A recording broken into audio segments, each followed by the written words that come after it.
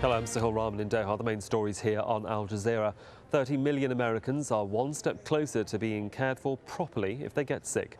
Senators have passed a landmark bill to reform the healthcare system, but major hurdles still remain. As John Terrett explains from Washington, D.C., more tough negotiations will begin in the new year on how to combine the Senate bill with a version already passed by the House of Representatives. So now we have two versions of healthcare reform here in the United States. We have one just passed by the Senate and one passed earlier this year by the U.S. House of Representatives. There are significant differences in the two, and they must now be reconciled before a bill goes forward to the President's desk. Only one bill can go forward, so they've got to bring the House and the Senate version together over the course of the next couple of weeks, and they're hoping to do that before the President's first State of the Union address, which will come up, I think, at the end of January. Filipinos living in the shadow of a rumbling volcano are vowing to spend Christmas Day at home despite the threat hanging over them.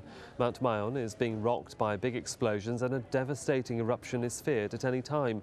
40,000 people have been evacuated and soldiers are on standby to forcibly remove people who ignore the imminent danger. Margot Ortigas is there. What the government wants to see here is a zero casualty should there indeed be an explosive eruption. It could lead to a catastrophic effect in the environment, but they're hoping it won't also lead to a human calamity. Margot Ortigas, Al Jazeera, Albay, the Philippines. Yemen says it's carried out a dawn raid on a meeting of al-Qaeda fighters. Officials say at least 30 were killed deep in the mountains in the eastern Shabwa province. Yemen has intensified its campaign against al-Qaeda recently with the help of US intelligence.